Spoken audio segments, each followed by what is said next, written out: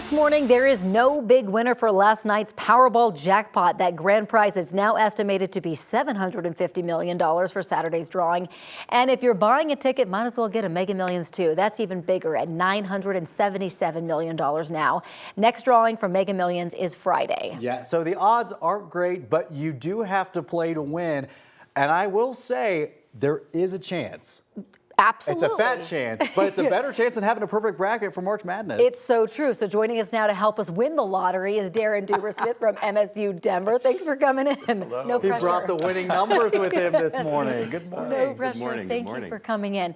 All right, so math and numbers, it's not our strong suit. It's yours. So is it better to pick your numbers or let the system just pick them for you? No difference whatsoever. Okay. It's the old gambler's fallacy that there's something at work. Well, you know, if I just bet more, I'll eventually win. But really, your chances of winning are just minuscule.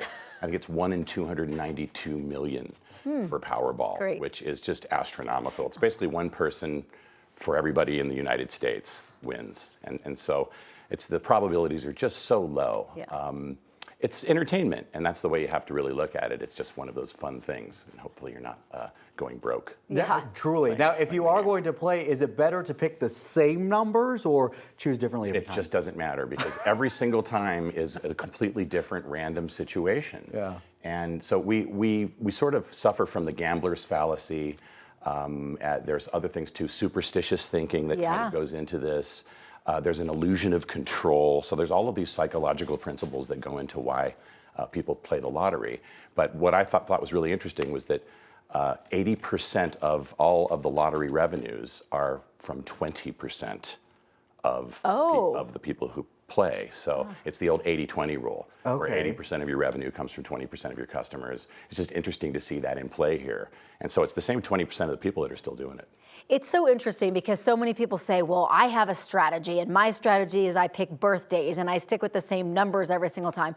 It's like with brackets, I have a strategy. Yeah. Really, in the end, it is so hard to win. It's just superstitious thinking and the illusion of control, and the idea that the other thing is that Americans, and I think humans in general, don't really understand probabilities. We have trouble comprehending what 9 billion is, and that's actually the chances of having a perfect bracket in the NCAA.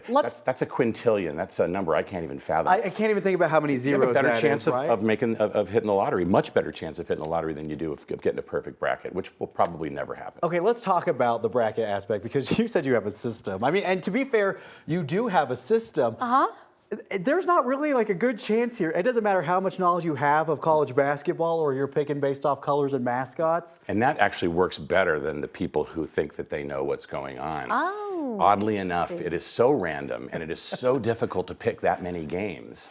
And you're not dealing with point spreads either, so all you're doing is picking the winner. So it seems easy where you're going through, wow, it's never happened. No one has ever had a perfect bracket because the chances are 1 in 9 billion. Which is that quintillion number that you're talking about. I'd never heard of that Yet before. You still went with UConn. And you're not supposed to. I go through this whole thing and I think, I got to pick some 12-5 upsets and some 11-6 upsets. And my wife and I actually had very similar brackets this year. We both had UConn going all the way, which means there's absolutely no chance of UConn winning whatsoever. When you share a winner with somebody else, you know that like your bracket's busted automatically. Yeah, right? absolutely right. Absolutely right. I mean, it just shows you how hard it is to get a perfect bracket. I mean, Warren Buffett in the past has offered like $1 billion if anyone gets it, and it's just never happened. It will never happen. Those odds are just astronomical. Yeah. And the idea of filling out multiple brackets or buying multiple lottery tickets or whatever it is, it's really the same psychology that's involved in this whole thing. A lot of hope and change. Yeah. You know, people are hopeful. Humans are very hopeful.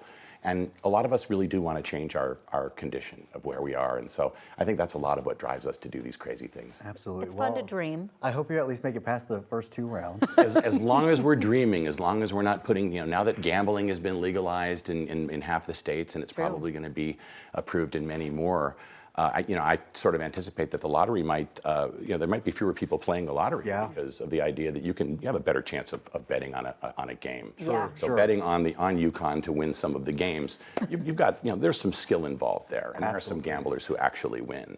But this lottery thing, it's pure chance, and the odds are just astronomical. But we are still saying there's a chance. Always a chance. Always a chance, Darrin. Thank you for being with us. We appreciate it. And